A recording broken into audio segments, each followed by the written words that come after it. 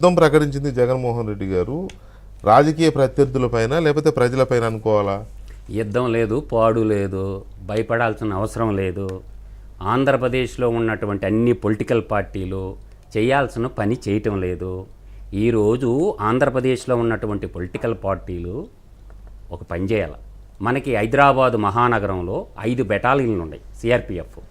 దక్షిణ భారతదేశంలో తమిళనాడు కానీ, కేరళ కానీ, బెంగళూరు బేస్గా కానీ ఇంకొక 3 బెటాలియన్లు ఉన్నాయి. వీళ్ళు ఏం చేయాలా? ఇంత హింస పేరేపిస్తున్నప్పుడు 40 ఏళ్ల ఇండస్ట్రీ ఉన్నటువంటి చంద్రబాబు నాయుడు రాజకీయ అనుభవం ఉండి ఒకప్పుడు నేషనల్ ఫ్రంట్ గవర్నమెంట్ని రూలింగ్లో పెట్టినటువంటి దేవగౌడది కానీ, అంతకుముందు గుజరాత్ ఉన్నప్పుడు నడిపించినటువంటి వాళ్ళు వీళ్ళు చతురత ఏం చేయాలంటే వీళ్ళందరూ పిల్లేయాలి ఫస్ట్ సుప్రీంకోర్టులో, రాష్ట్ర హైకోర్టులో వేయకూడదు.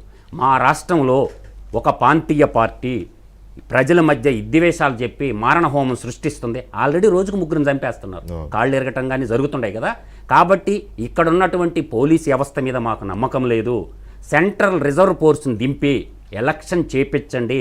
ఈ ఎలక్షన్లు అయిపోయిన దాకా సివిల్ పోలీసుల్ని పక్కన పెట్టండి, వాళ్ళ సర్వీసుల నుంచి తప్పించండి అని చెప్పి అన్ని రాజకీయ పార్టీలు, దేశాన్ని పరిపాలిస్తున్న భారతీయ జనతా పార్టీకి బాధ్యత లేకుండా ఉంది. ఇప్పుడు జనసేన పవన్ కళ్యాణ్ గారు కొంచెం రాజకీయ ఈమె కొత్తగా వచ్చాడు కాబట్టి రాజకీయాల్లోకి ఆయన కూడా ఇటువంటి సమస్య వచ్చినప్పుడు ఈ రాజ్యాంగబద్ధ సంస్థ అయినటువంటి ఈసీకి ఫిర్యాదు చేయటం ఒకటి. రెండోది సెంట్రల్ రిజర్వ్ బలగాలతోటి ఎలక్షన్ జరిపించమని ఎందుకు కోరటం లేదనేది నా పాయింట్ వెంకటకృష్ణ గారు. రెండోది ఇప్పుడు నామినేషన్ చంద్రబాబు నాయుడు కాదు బీఫాములు తీసుకుంటారు. మీ నామినేషన్లు ఉంటాయా ఓడతాయా? మీ మీద కేసులు ఎన్ని ఉన్నాయి? ఇచ్చారా డేటా? ఎవరో ఇప్పుడు రాజేంద్రనాథ్ రెడ్డి ఉన్నంత వరకు డీజీపీగా వాళ్ళ మీద ఏ పోలీస్ స్టేషన్లో ఎక్కడెక్కడ కేసులు నమోదైన సంగతి ఎవరు లైవ్ ఎగ్జాంపుల్ చెప్తా. రఘురామకృష్ణరాజు నరసాపురం ఎంపీ తన సొంత గ్రామానికి పోవాలంటే అతని మీద వివిధ పోలీస్ స్టేషన్లో కేసులు నమోదయ్యి ఉంటే రాష్ట్ర హైకోర్టులో పిల్లేసుకుంటే కానీ 13 కేసులు బయటకు వచ్చింది. చెప్పారు కోర్టు అడిగితే అంటే కేంద్ర స్థాయిలో వచ్చేసరికి సుప్రీంకోర్టు, రాష్ట్ర స్థాయిలో వచ్చి ఆర్టికల్ 226 కింద హైకోర్టు. ఈరోజు నామినేషను బీఫాము లిస్టు ప్రకటించడం కాదు, నామినేషన్ అయిపోయే అన్ని పార్టీల అభివృద్ధులు ఏం చేయాలంటే రాష్ట్ర హైకోర్టుకు పోయి పిల్లేసుకోవాలి. నా మీద ఏ పోలీస్ స్టేషన్లో ఏ కేసులు ఉన్నాయి అని చెప్పి డీజీపీని ఇస్తే ఆ లిస్టు పెట్టి ఎన్ఓసీ కావాలిగా, నో అబ్జెక్షన్ సర్టిఫికేట్ ఇవ్వాలి కదా స్థానిక పోలీస్ ఆఫీసర్లు.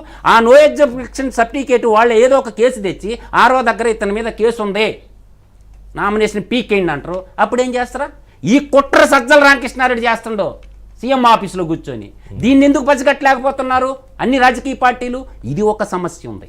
తర్వాత సమస్య ఏంటంటే పోలీసు వాళ్ళకి కొంత ఆర్థిక వనరులు కురిపించి మేము చేసినాము అని అంటున్నారు కదా. ఇప్పుడు సివిల్ పోలీస్ అనేది ఒకటే వెంకటకృష్ణ గారు, ఇవాళ సిబిఐ ఉంది తీసుకుందాము, ఎవరి కింద ఉంటుంది? పిఎంఓ ఆఫీస్ కింద ఉంటుంది. తర్వాత ఈడీ ఉంటుంది, ఎవరి కింద ఉంటుంది? కేంద్ర ఆర్థిక శాఖ కింద ఉంటుంది. పిఎంఓ ఆఫీస్ ఆర్థిక శాఖ కింద ఉంటుంది ఈడీ, ఎన్ఫోర్స్మెంట్